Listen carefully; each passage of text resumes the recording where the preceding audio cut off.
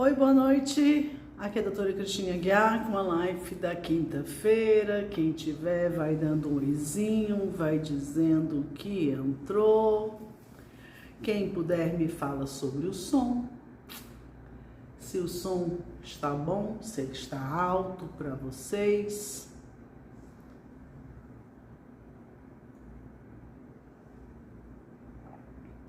Quem quiser me fazer perguntas, pode já digitando suas perguntas, porque independente do tema, as perguntas estão livres. Quem quiser compartilhar a live, clica aqui nessa asa delta. Bruna Bandeira, oi também para você. Soltem os corações, não um, mas muitos corações. Peço para as pessoas, estou pedindo agora, para a gente ver se vai mais rápido a live, como as pessoas que me acompanham são as mesmas, então eu estou pedindo que as pessoas acionem o sininho das notificações lá na bio da minha página, porque aí logo que eu entro vocês são avisados, então com isso fica mais rápido. Boa ideia, né?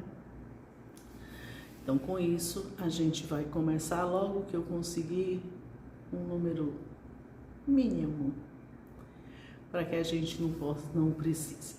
Hoje eu vou falar de uma coisa que é tão comum, não é só em TEA, é sobre o uso de telas, sobre o nosso problema, né? O uso das telas pelas crianças, dos celulares pelas crianças, de uma forma geral, no TEA, na epilepsia, e nas crianças que não possuem nenhum diagnóstico. Então, por isso, o tema de hoje vai ser o uso ou abuso de telas. É um assunto que está recorrente na internet, mas as perguntas estão livres. Então, logo depois do tema eu vou responder as perguntas, podem perguntar.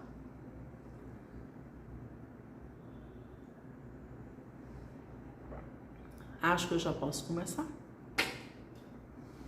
Então, na pandemia, todo mundo liberou as telas. Foi assim uma coisa inevitável. Então, nós já tínhamos problemas com as telas. Nós já tínhamos um abuso de telas antes da pandemia. Porém, com a pandemia, o isolamento social, então a gente não tinha muitas opções. Dentro de casa, o consumo de internet foi realmente um grande boom para todo mundo. Quem mora na cidade, principalmente quem mora em apartamento, não tinha muitas opções. Quem ainda mora em casa, ainda podia ter um jardim, uma sensação de liberdade. Mas quem, na grande maioria, mora nas cidades, as cidades do interior, normalmente as pessoas moram em casas, normalmente ainda existem quintais, então ainda tinha alguma opção, mas na cidade não. Então por isso houve um acréscimo imenso de telas. O que é que eu quero falar? Sobre só um aspecto que é o que eu achei mais importante. Eu escuto rotineiramente as mães reclamando que as crianças vão dormir muito tarde, que ele não quer dormir, que ele não consegue dormir, que ele não dorme, que ele vai dormir muito tarde. E aí eu pergunto, ele vai dormir que horas? Ele vai dormir 2 da manhã? E o que é que ele está fazendo? O que é que ele fica fazendo? Doutor, ele fica no celular. Gente, assim,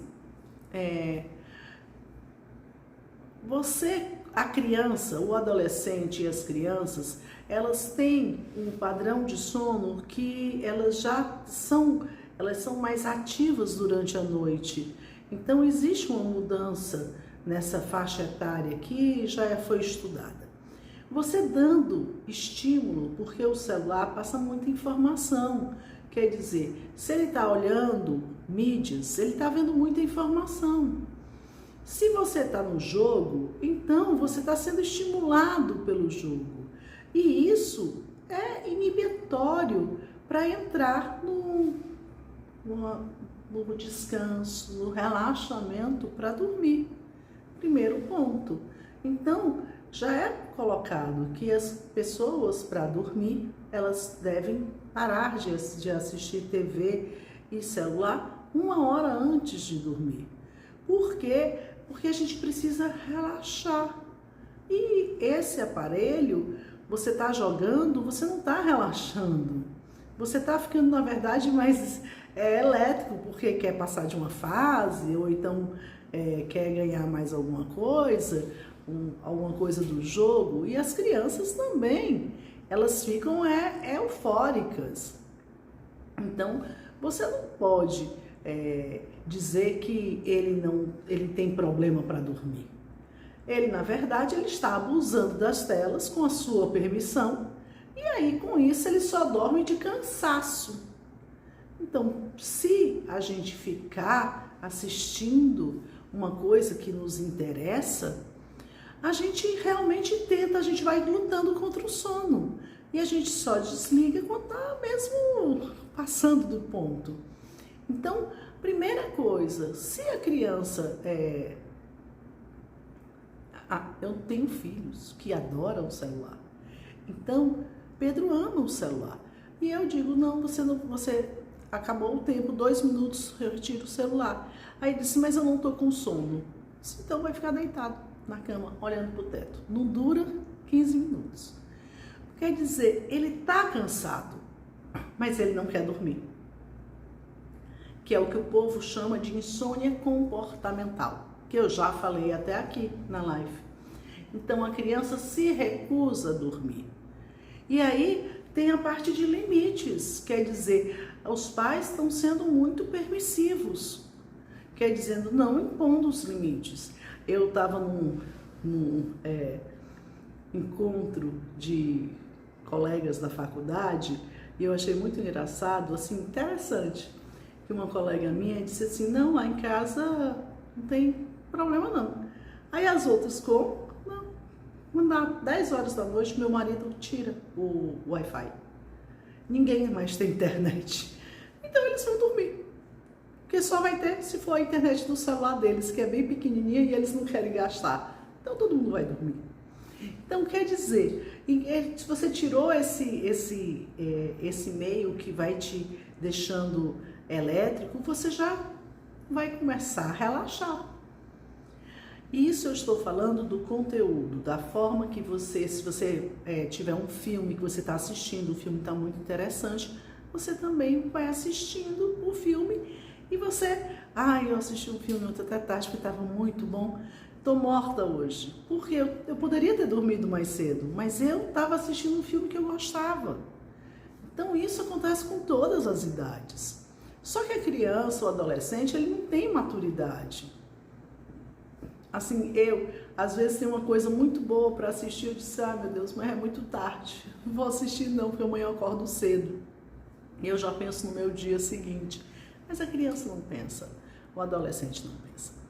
Além dessa história do conteúdo, de você precisar relaxar, todos os eletrônicos são telas iluminadas. Então, eles realmente, fora o conteúdo ser interessante, fora ser estimulante para as crianças, adolescentes e para adultos, é estimulante, você perde a noção do tema porque você se distrai. Fora esse quesito, você tem uma fotoestimulação, porque essas telas são coloridas. E isso tem um efeito para o seu cérebro de fotoestimulação. Então, ele não permite o alentecimento das ondas cerebrais para que você possa começar a relaxar para dormir. Então, é importante que as famílias percebam que agora nós estamos numa fase melhor da pandemia, com a vida voltando ao normal, quase normal, né?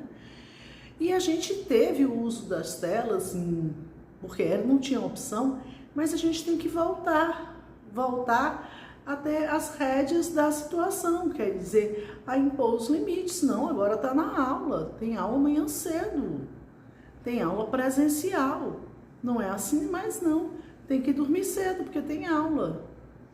Então, tem que se impor os limites. Ele não está errado de dizer que, mas eu estou sem sono. Claro, ele está vendo um conteúdo super interessante. Sim, desliga o celular. Por isso que a gente fala, se você lê um livro, o livro vai te dando sono. Porque ele não tem fotoestimulação. A leitura, ela vai te acalmando. E qualquer coisa que você possa se acalmar. Um banho morno, um leite morno, um chá, ouvir música mais calma, qualquer dessas assim, do que você precisa, do que você se acostuma. Cada pessoa é um pouco diferente. Eu não tenho problema para dormir, porque eu acordo cedo, trabalho o dia inteiro, então eu durmo tarde, porque eu estou fazendo ainda coisas. Então, mas eu durmo rápido, não tenho esse problema. Mas para quem tem, tentar tirar o celular 1 hora antes, celular, televisão, tentar fazer alguma rotina para poder relaxar, para poder desconectar, parar de pensar na sua rotina de tudo que você tem que fazer. E nas crianças, principalmente você tirando o celular e colocando, vai contar uma história, ou então se deita com ele para perguntar, para conversar, perguntar como é que foi o dia, faz um carinho, um cafuné, a criança vai relaxando, você consegue que ele durma. Agora, se você quer que ele, aos 9, aos 10, aos 12, ele tenha consciência que amanhã tem aula, e que isso aqui tá ótimo, eu tô quase passando de fase, mas tá tarde, eu preciso dormir. Não tem condições vocês acharem que uma criança um adolescente vai ter essa postura. Vocês também não tinham naquela idade. Então, a gente precisa impor os limites no uso dos celulares de uma forma geral, mas principalmente para o sono, sim. É muito importante. Para que a criança precisa dormir bem, o adulto precisa, mas a criança precisa dormir bem, tanto em horas quanto em qualidade. Estou falando de uma forma geral. Agora vamos para as situações especiais. O paciente com TEA nem deveria usar celular.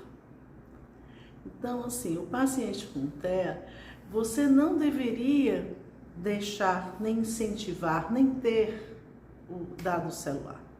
Então, na verdade, devia ser mídia zero. Se você não conseguiu mídia zero, é o menos possível.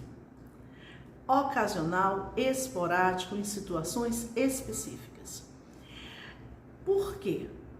Primeiro, é uma fotoestimulação. Segundo, é um modelo onde você não tem comunicação, onde o celular é um telespectador, é como se fosse uma televisão, você está assistindo vídeos, você assiste, as crianças com TEA assistem repetidamente, e com isso elas vão gerando uma grande ansiedade, porque elas repetem várias vezes um pedacinho do vídeo.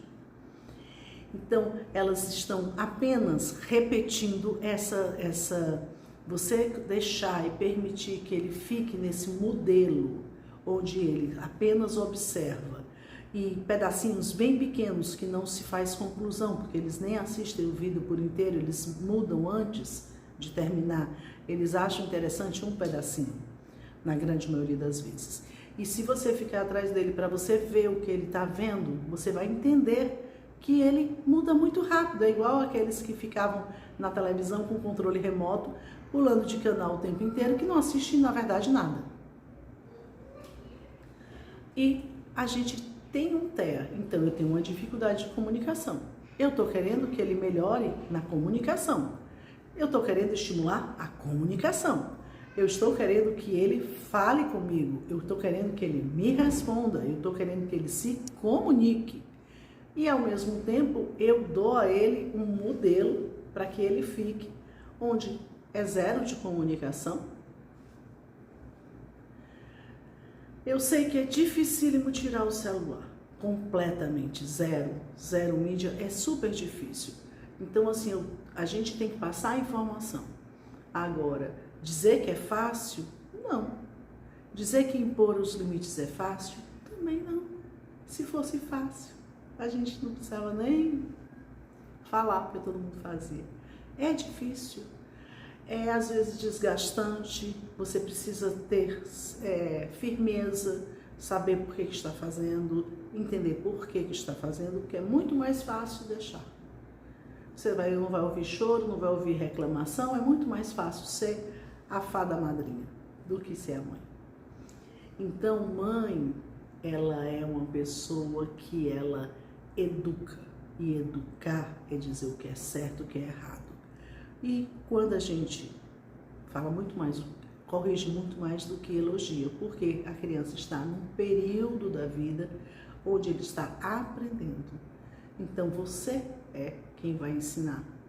Então por isso a gente acaba reclamando mais, porque a mãe está educando. Então no TEA, quando eu falo para os pacientes, eu falo para os meus pacientes, quando eles retornam eu pergunto, da maioria eu pergunto, e aí, você conseguiu? Alguns, doutor, eu diminuí, mas não consegui tirar tudo. E alguns dizem, doutor, eu consegui, tirei tudo. E eu disse, e aí? Doutor, a diferença é imensa. Doutor, é tão grande a diferença, ele está muito mais calmo, ele está prestando mais atenção quando eu falo, ele parecia que nem me ouvia. Então, assim, eu estou falando, mas eu sei que você não vai acreditar. Então, uma semana sem as telas, você vai ver uma grande diferença. Quiser pagar para ver, você não retorna, você não devolve o celular. Então, quando um pai, quando uma mãe que tem uma criança, que tem algum tipo de dificuldade, quando ela faz uma coisa que o filho melhora muito, agora ele acredita e ele não volta mais. Então, testem, tentem, pensem, reflitam, que isso não sou só eu que digo. Você vai ter não sei quantos profissionais falando disso. Aí nós vamos falar da epilepsia. A epilepsia, você pode ter crises desencadeadas pela fotoestimulação. Em alguns casos, não são todos, mas em alguns casos sim. Então, alguns pacientes com epilepsia, eles desencadeiam crise pela fotoestimulação. Os pacientes considerados fotossensíveis. Não são todos, mas existem. E quando acontece, há pouco tempo, uma mãe me mandou um WhatsApp do filho, ela disse, doutora, ele está tendo crises. Engraçado que toda vida as crises acontecem quando ele está no descanso dele. E eu disse, o que é que ele faz no descanso dele? Ele usa celular. Toda a vida as crises acontecem no período, ele tem uma epilepsia, mas ele está tendo as crises de escape sempre no descanso. E o que é que ele faz no descanso? Usa o celular. Eu disse, olha, retire. Retire o celular, porque mesmo que a gente não tinha essa informação, o eletro sempre faz a fotoestimulação e não houve a captação de uma fotossensibilidade, mas retire. Aí hoje ela mandou uma mensagem, eu perguntei, como é que ele está? Doutor, ele está ótimo, sem crises. Tirei o celular. Então, provavelmente, a descompensação, as crises de escape eram por fotoestimulação. Então, você tem que observar num paciente com epilepsia se existe essa relação. Se existe essa relação. Existem alguns casos onde a epilepsia, existem epilepsias bem específicas que são pelo próprio uso do celular. Eu lembrei agora de uma... Gente velha lembra de coisas assim. Há muitos anos atrás, quando surgiu o Mario Bros, a primeira versão do Mario Bros, na China, houve um aumento exorbitante de pacientes, de crianças com crises convulsivas, que se relacionou ao uso do videogame, que era, naquela época, o Mario Bros. ou bem na primeira edição, foi visto que a frequência da atualização do megapixel era uma frequência muito ruim e que estava realmente desencadeando crises. Foi recolhido. E aí eles lançaram uma nova versão que tinha outra frequência de atualização dos megapixels. Então, houve esse fato no passado, mostrando uma relação muito grande entre o uso de videogames, porque na verdade são todas as telas coloridas. Todos os aparelhos que possuem telas coloridas possuem a fotoestimulação. A TV, o tablet, o celular, o videogame, porque essa tela, ela é feita, a imagem é feita por pixels e eles são atualizados, então existe um piscamento a cada atualização. E a frequência dessa atualização ela é muito rápida, então a gente não percebe a olho nu que tem algum piscamento, para a gente não percebe isso, porém o nosso cérebro percebe. É captado como fotoestimulação pelo nosso cérebro. Então, essas eram as coisas que eu tinha pensado em falar hoje. Eu vou voltar aqui para ver agora as perguntas. Voltando lá para o comecinho. Lá para o comecinho.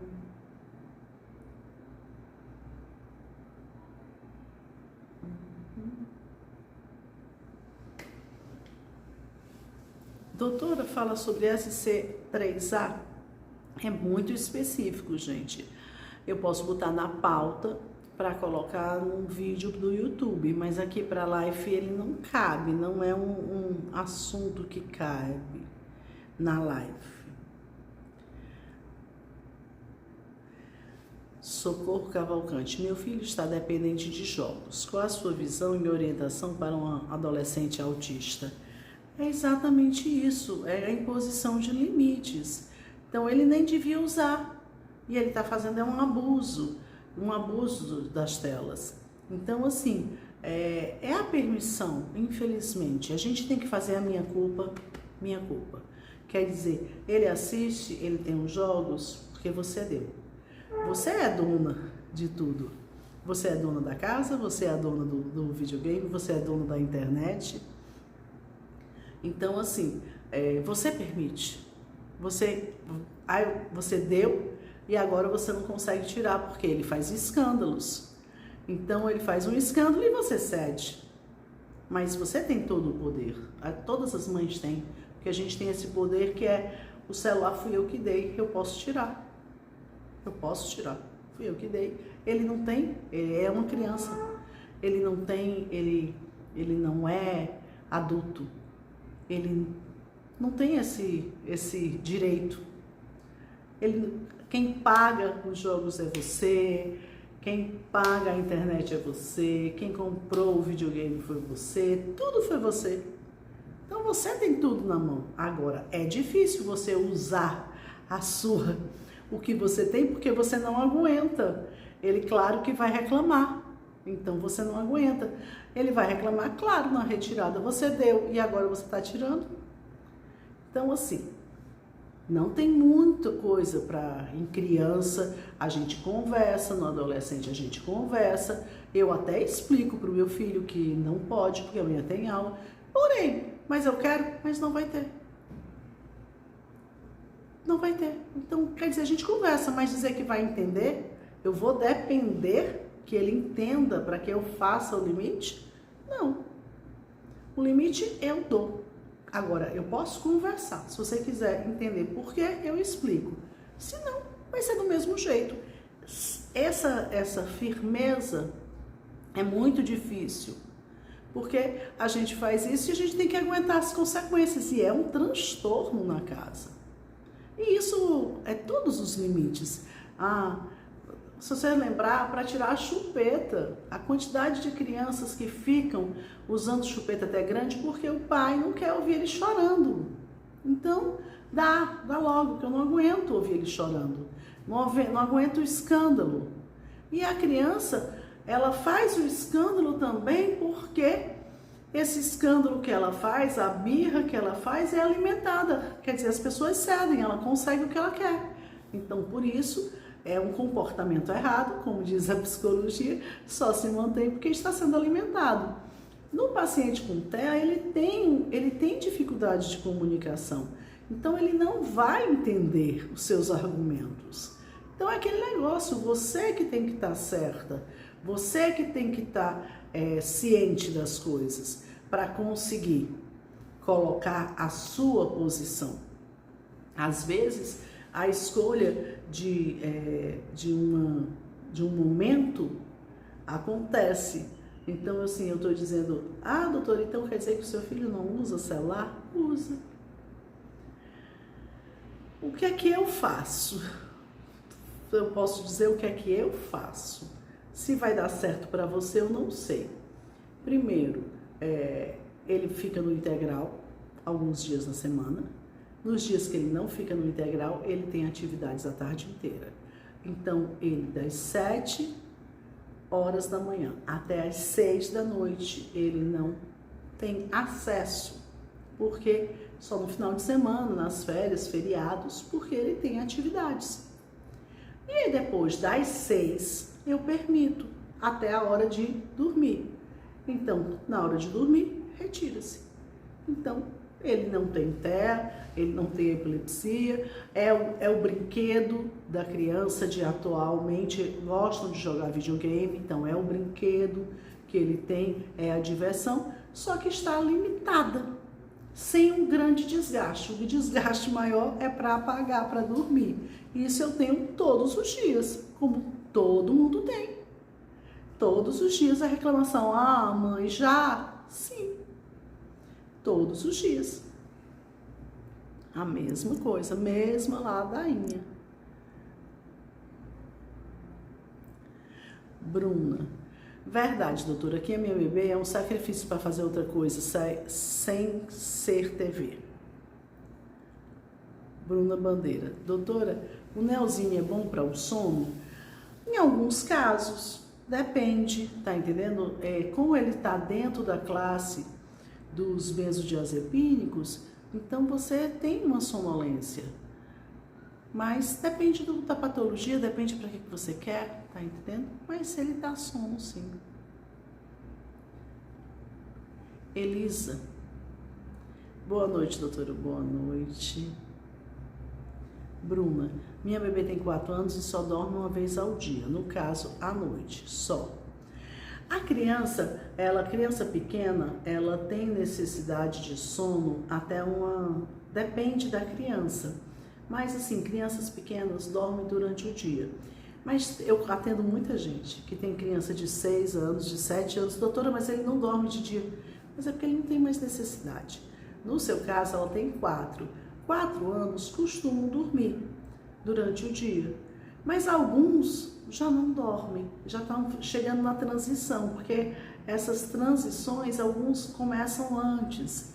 Então, dorme bem à noite, mas não tem mais sono suficiente, não tem para dormir de tarde.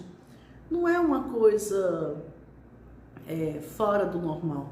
Vai começando a ter uma transição. Se você conseguisse, era bom incentivar, porque ele ainda tem 4 anos. Então, assim, incentivar é aquele negócio para sono, a mesma coisa do sono da noite, você relaxar a criança. Então, para você colocar uma criança para dormir, você tem que relaxar a criança. Se ela tiver uma atividade extremamente elétrica, ela não consegue relaxar para dormir. Eu lembro, eu sempre, quando vocês falam as coisas, eu fico me lembrando porque eu tenho uma boa memória. Eu lembro que tinha um menino na escola do Pedro que ele muito cedo parou de dormir na soneca da tarde. E aí eu comecei a ir buscar o Pedro no infantil e eu, quando chegava, ele estava dormindo. 5h30, eu disse, mas por que ele está dormindo? Doutora, ele não quis dormir na hora do descanso. Aí eu disse, por quê? Ele não dormiu no descanso. Eu disse, por quê? Não tem mais o descanso? Ele disse, tem. Mas é porque o Felipe não dorme mais. E ele ficou brincando no parquinho com o Felipe. Que eles se dão muito bem e ele ficou brincando. Então, ele ainda precisava. Então, ele não conseguia acompanhar o pique do Felipe, que não dormia mais durante o dia. e que foi um dos primeiros da turma que não queria mais ir para a sala do descanso no infantil. Acho que era infantil 3. E aí o Pedro começou, quando galinha que acompanha pato morre afogado, começou a se acompanhar do Felipe, então ele capotava 5 horas, 5 e meia, você pegava ele dormindo, aí ele dormia 2, 3 horas, e aí quando chegava, acordava, e era muito mais difícil de colocar para dormir. Então essa companhia não foi muito boa para mim por um bom tempo.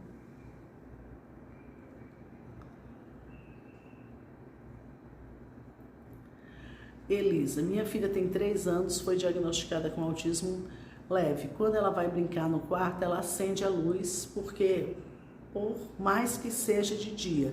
Isso também é um dos sintomas do autismo. Na verdade, o autismo, ele tem alguns sintomas que assim é uma linha meio de raciocínio. Eles têm uma rotina, então eles criam uma rotina. Então, eles não fazem uma coisa porque é necessário. Então, às vezes, ele criou uma rotina de ligar a luz para brincar. Então, não interessa se é de dia ou se é de noite, mas ela se acostumou com, ela criou uma rotina. Eles se apegam muito à rotina. Hoje eu atendi uma família que diz que a criança dormia no quarto, porém eles pintaram o quarto. E ela disse, doutora, a gente pintou todo o quarto, mudamos o quarto dela na decoração, e aí por causa do cheiro da tinta, durante 3 dias ela foi dormir no meu quarto. E agora eu não consigo mais que ela volte para dormir no quarto dela. Ela não quer mais dormir no quarto dela. Então assim, eles não gostam muito de mudanças, então mudaram completamente o quarto dela, mudaram a rotina dela. Agora eu disse, agora ela vai ter que se acostumar novamente com esse quarto. Brinque, ela está ficando no quarto muito pouco, doutora. Então, tentem fazer com que ela fique cada vez mais no quarto, porque agora vocês já pintaram, agora ela precisa novamente se adaptar a esse quarto para ela se sentir bem e segura para ir dormir no quarto, que é o quarto dela novo agora. Então, essas rotinas, eles não gostam muito de mudanças. Então, se todo domingo você vai para a missa, ele vai todo domingo para a missa, e hoje está chovendo e você resolveu não ir.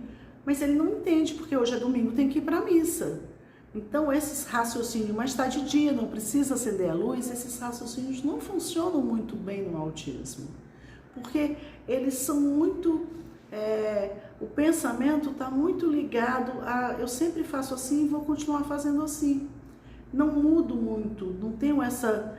Eu não sou muito maleável, eles não são muito maleáveis. Hoje não tem pizza, todo domingo a gente come pizza, mas hoje vamos pedir sushi? Não, mas hoje é domingo, hoje é dia de pizza. Não é dia de sushi, é dia de pizza, porque é domingo e a gente pede pizza. Então eles não são muito maleáveis. Eles têm realmente, eles se apegam a essas coisas, principalmente coisas assim, fatos que se repetem, cria uma rotina para eles. Então a família vai todo domingo para a casa dos avós, para a casa da avó, almoça na casa da avó, todo domingo. Aí aconteceu alguma coisa que esse domingo não vai para a casa da avó. Isso desestrutura ele, desorganiza, deixa ele inseguro. E aí ele começa a chorar e ele fica sem perder o chão, porque você... É para ir para a casa da minha avó, mas é hoje, por que eu não vou? E você tenta argumentar o motivo, você está doente, a avó viajou, mas isso não é compreendido por ele.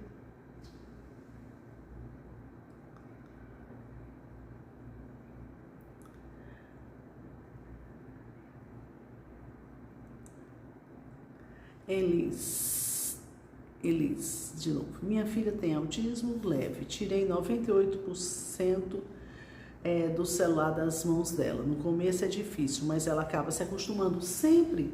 O começo é mais difícil, mas você conseguindo passar por aquela fase da birra, que claro que ela não queria, a criança se acostuma com a nova rotina. Mas você tem que estar seguro naquele momento. A criança se acostuma. Você tirando o videogame, tirando o celular, você impondo a regra para dormir, reclama, mas começa a ter uma aceitação, não reclama como no primeiro dia. reclama todo dia, mas é uma reclamaçãozinha pequena, mas tipo assim, para constar.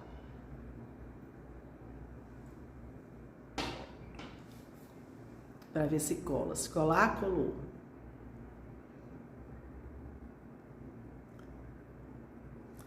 Dilsa, minha filha também tem crise quando está vendo TV. Então, não é bom para ela assistir TV. Principalmente coloque mais longe, porque assim a TV, a pessoa acaba assistindo. Então, coloque tempos menores, a distância maior. Porque se você coloca que tem uma relação muito grande, o ideal era não assistir. Mas a TV é assim, uma coisa que a gente tem uma dificuldade. Se você usa como distração, você pode tirar. Quer dizer, não, ela usa para assistir Discovery Kids. Aí você tira. Quer dizer, tira-se. Mas se é uma criança pequena, ela não precisa da TV. Agora, na pessoa maior, que vai ver outras coisas, então é muito difícil você não assistir nada de TV. Então a gente manda aumentar a distância. Agora, criança pequena que se relaciona com a TV, que está usando a TV apenas como entretenimento, se retira. Está causando crise, se retira. Fábio, meu Caleb fica mais agitado quando ele está no celular. É verdade, porque por causa da fotoestimulação eles ficam mais agitados. Quando você retira, principalmente quando você retira 100%, tirou tudo, você percebe uma mudança muito grande, muito grande. Por isso que eu estou dizendo, quem tira totalmente, não volta. Lu Souza, doutor, o exame PAC da minha filha deu alteração. Devo me preocupar? Tem que ser avaliado, pelo médico, é claro, mas depende das alterações, você pode ter que se preocupar ou não, mas isso você tem que avaliar com o seu médico.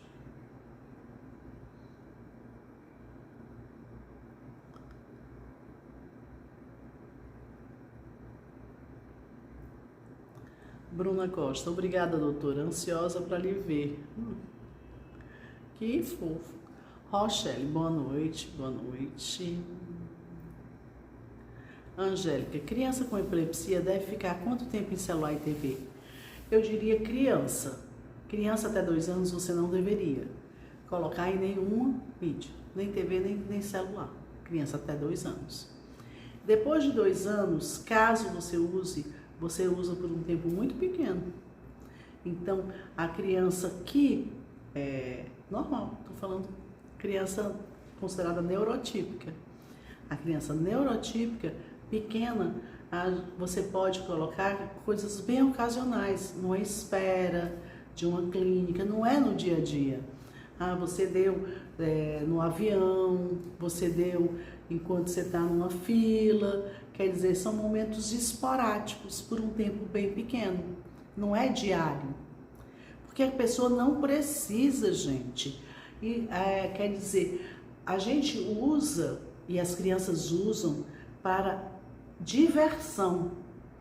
Como é que você vai usar uma coisa para diversão? Não é necessária. Se está fazendo mal, se faz mal para ele.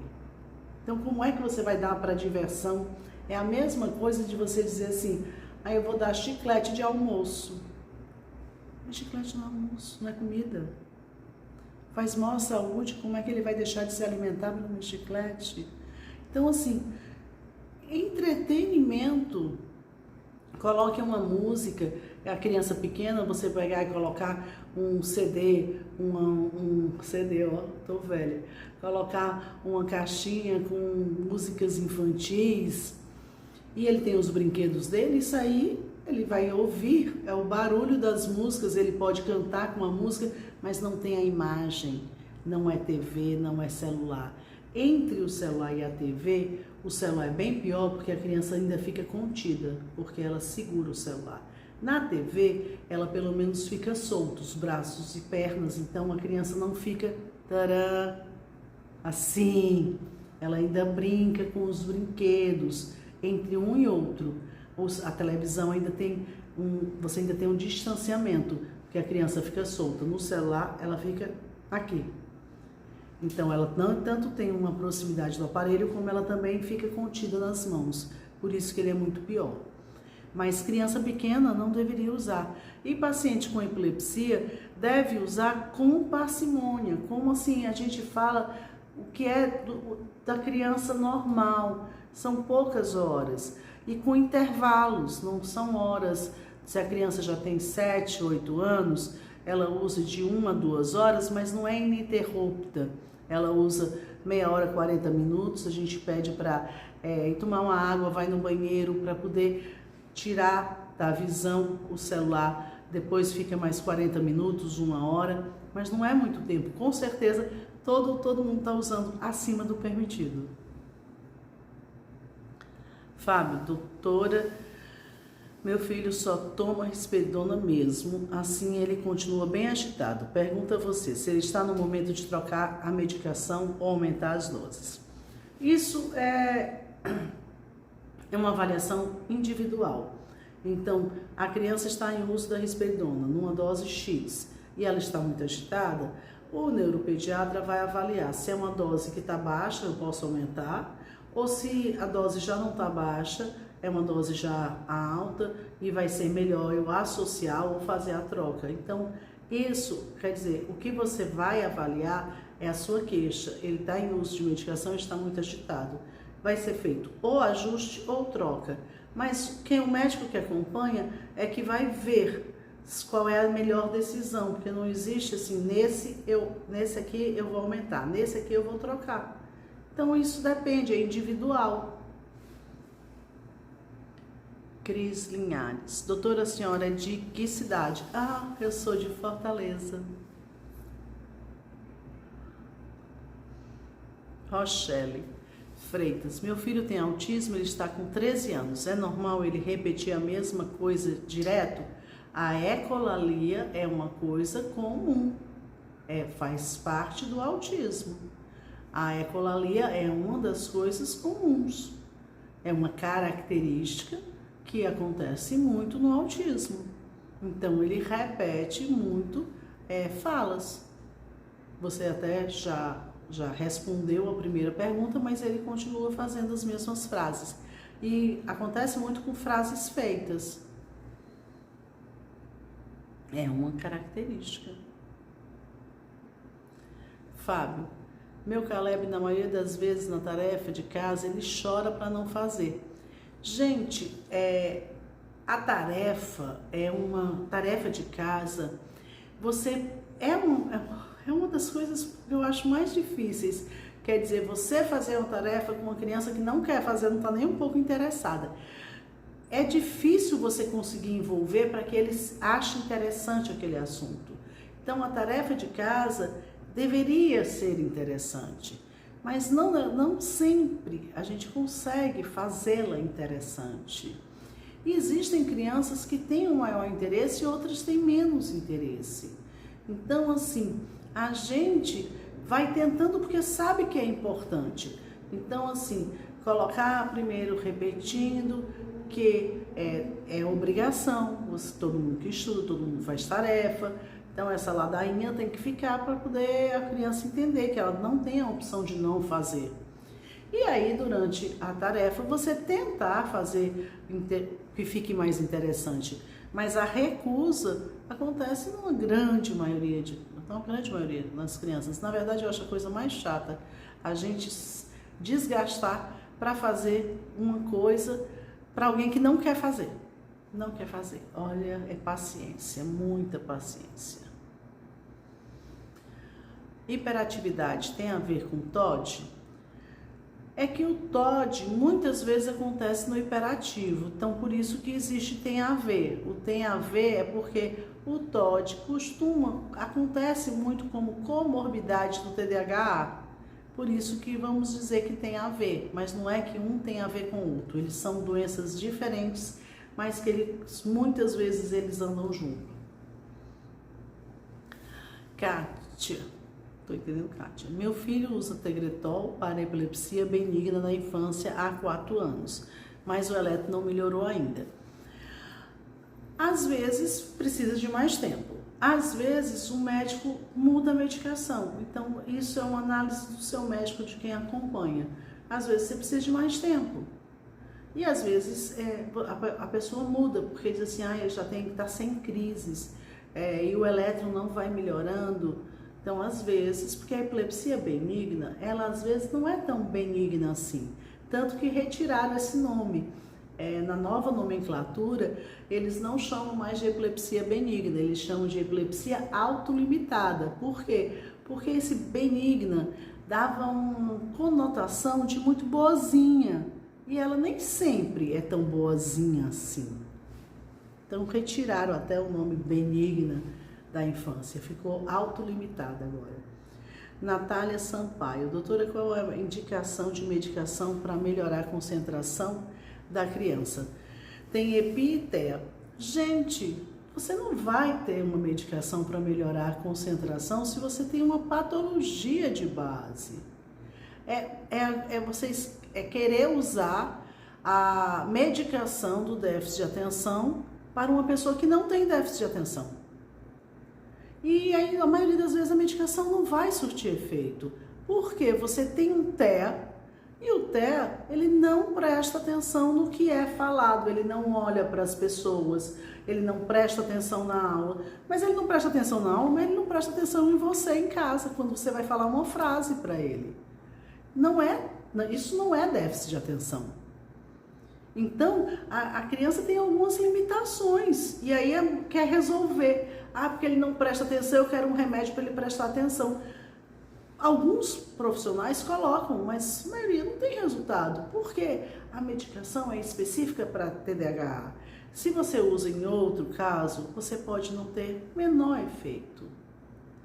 Então, as pessoas querem, gente, ele tem um TEA e ainda tem uma epilepsia, pode ou não ter já algumas perdas vindas da epilepsia, mas ele tem um TEA e já somente o TEA já tem uma dificuldade de comunicação. Comunicação é falar e entender o que o outro fala, entender o que o outro fala, se interessar pelo que o outro fala. E a aula é falada, a professora está falando. E aí você colocar isso como déficit de atenção é um erro muito comum dos pais.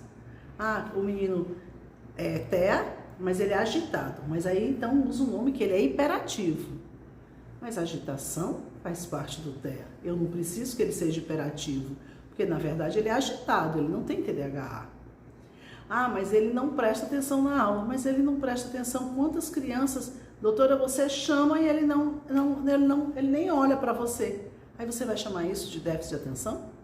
Isso é uma característica do TEA.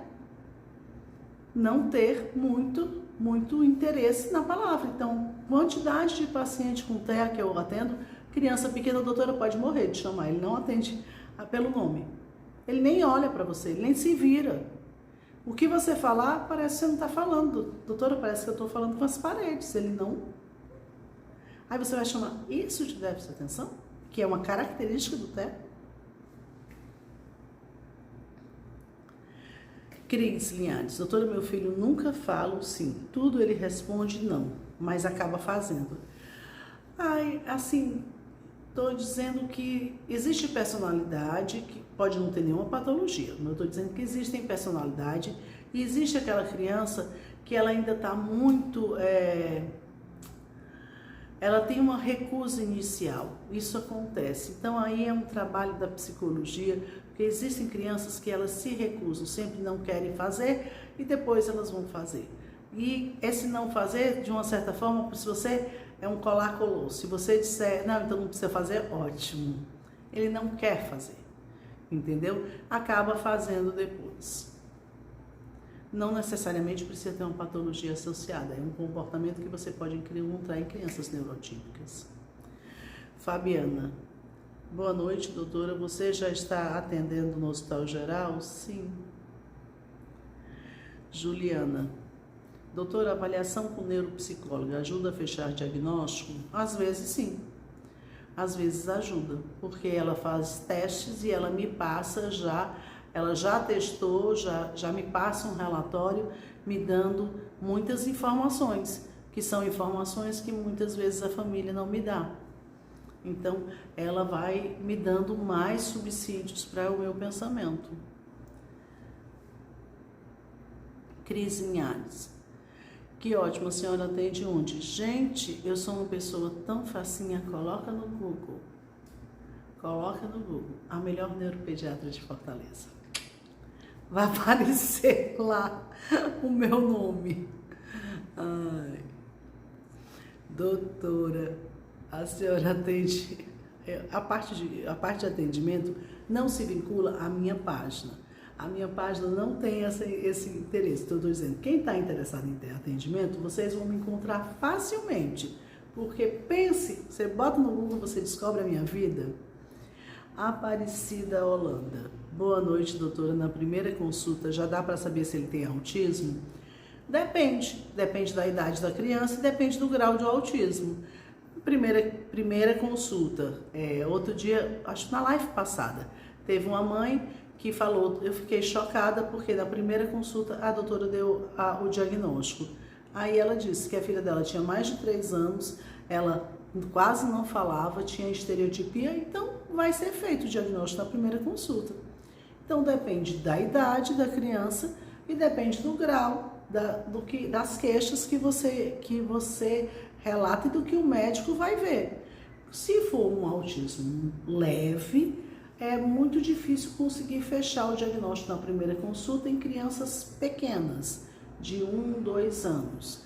Quando você tem um autismo mais severo, você consegue fazer o diagnóstico mais precoce.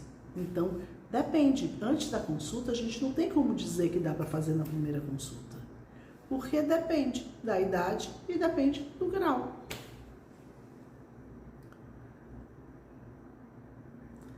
Atraso global, mesmo que autismo, não. São coisas diferentes. O autismo é uma dificuldade de comunicação, dificuldade para falar e para se comunicar. Comunicar quer dizer falar e entender o que o outro fala. Atraso global, a criança atrasou em todos os blocos do desenvolvimento neurológico. Então, ela teve um atraso no motor, ela teve, que é o primeiro bloco, ela teve um atraso de fala, o segundo bloco, e ela teve o terceiro, que é o atraso cognitivo. Então, eu posso ter o atraso global com o TEA, mas não são a mesma coisa. Kátia Marlene, obrigada. De nada.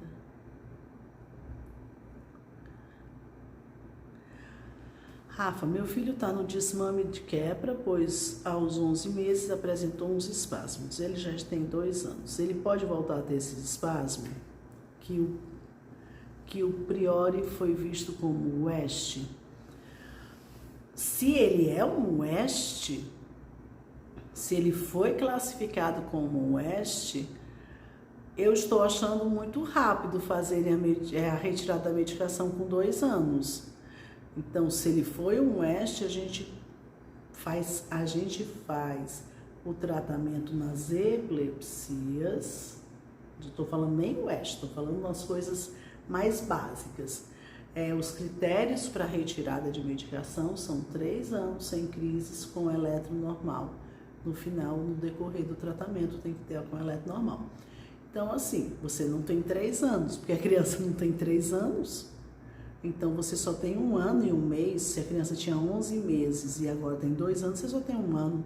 Se controlou completamente, você só tem 1 ano de tratamento. Então, você não tem critérios para fazer a retirada.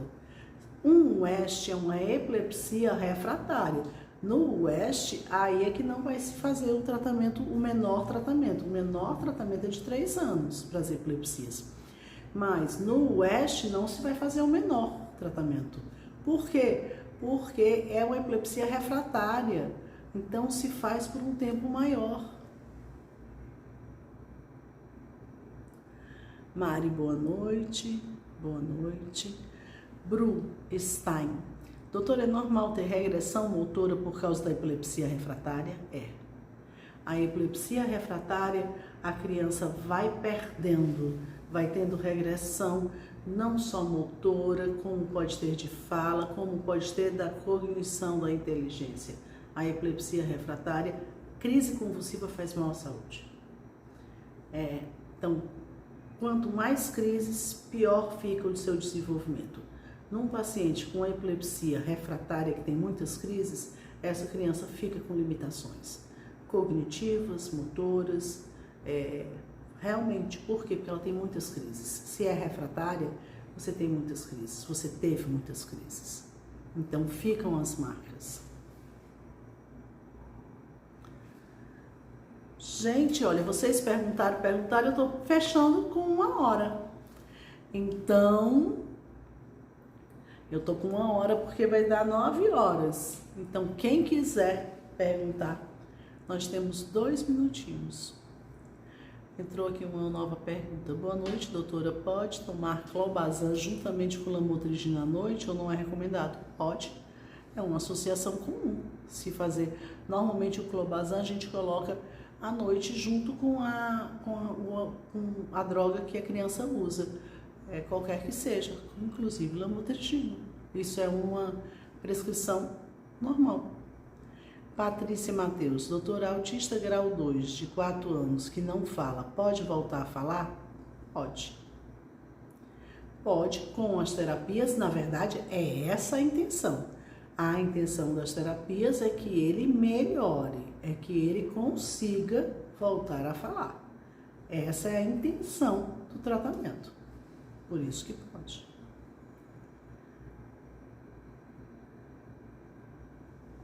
É o objetivo.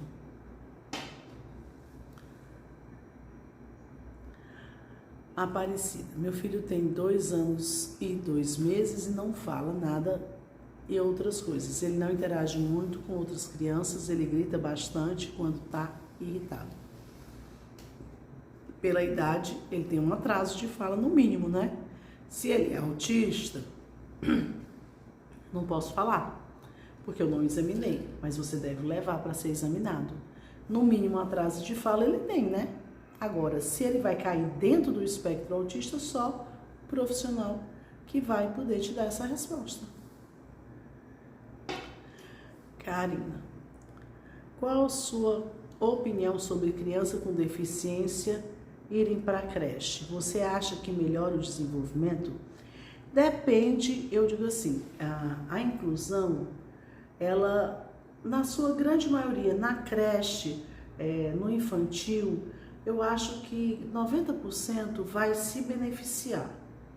Agora, quando chega já para salas, a partir do 1º ano, antiga alfabetização, aí você começa a ter alguns que se beneficiam e outros não. Porque a estrutura da aula é diferente. A estrutura de como a sala se posiciona, as regras já muda. Mas, mesmo a criança com atraso, com TEA, atraso, deficiência, no infantil, o convívio com as outras crianças vai melhorar o desenvolvimento dele. Porque ele vai estar acompanhado de crianças que estão fazendo mais do que ele. Então, ele copia o comportamento. A criança meio que ensina. Ele vai vendo como é que os outros brincam, ele vai vendo pelo convívio. Ele convive, então ele vai vendo. E aí ele copia esse comportamento. E esse comportamento é um comportamento de crianças que estão acima dele no desenvolvimento neurológico. Por isso ele é estimulado. Soares Silveira. Doutora, boa noite, meu filho tem TEA, ele sempre tem estereotipias e agora ele tem sempre batendo com força na cabeça. O que devo fazer para ele parar de bater? Olha, nas estereotipias, a grande maioria das vezes nós não medicamos. Porém, quando você tem uma estereotipia que pode machucar, aí às vezes se medica. Mas assim, a estereotipia por si só, toda a experiência que não vale a pena você controlar a estereotipia, porque você controla uma coisa e aparece outra. Então, é uma forma de expressão. Então, mas você tem que falar com o seu neuropediatra se a estereotipia atual tem riscos deles realmente se machucar. E aí, às vezes, você vai precisar medicar, o neuropediatra vai precisar medicar por causa do risco de se machucar com essa estereotipia. Mas, de uma forma geral, a gente não costuma tratar as estereotipias. Fabiola. Doutora, você é show, mas nos tira bastante dúvidas. Obrigada. Gente, eu vou encerrando por aqui. Até terça-feira, às 5 horas da tarde, nossa nova live. Por favor, quem quiser acompanhar as lives, os posts, acione o sininho que está no meu perfil, na bio da minha página, porque você vai ser avisado quando eu entrar na live, o que me facilita que as pessoas entrem mais rapidamente, porque eu não tenho muito, não gosto muito daquela ficar enchendo linguiça, enrolando demais para começar. Se quiserem, eu vou colocar essa live no IGTV, que eu coloco sempre. Então, as pessoas que quiserem, eu adoraria comentários, podem compartilhar, curtir, porque é o retorno que eu tenho de que vocês estão gostando. Quando eu tenho muitos comentários, muitas curtidas, muitos compartilhamentos, eu sei que eu abordei o tema de uma forma interessante para vocês. Então, é a forma que eu consigo mensurar para poder me orientar até para a própria página, para temas, para modelos.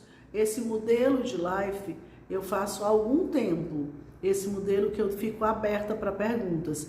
Por quê? Porque na minha análise é o que vocês acham mais interessante, porque é uma interação maior. Porém, eu fico sempre olhando e às vezes eu mudo algumas coisas, entendeu? Então, quem gosta desse modelo, comente, compartilhe, curta, quando eu colocar agora no IGTV, tá certo? E acione lá o sininho, porque quando você aciona, eu não dependo mais do Instagram. Você está dizendo que quer ser avisado, então o Instagram entra logo para você quando entrar numa live ou num stories, uma coisa assim. E aí a gente agiliza, porque eu já entendi que as pessoas que me acompanham, elas se repetem. Aqui os nomes se repetem, vão ficando conhecidos por mim, tá certo? Boa noite, fiquem com Deus e até terça-feira às 5 horas da tarde. Beijos, beijos, beijos. Tchau.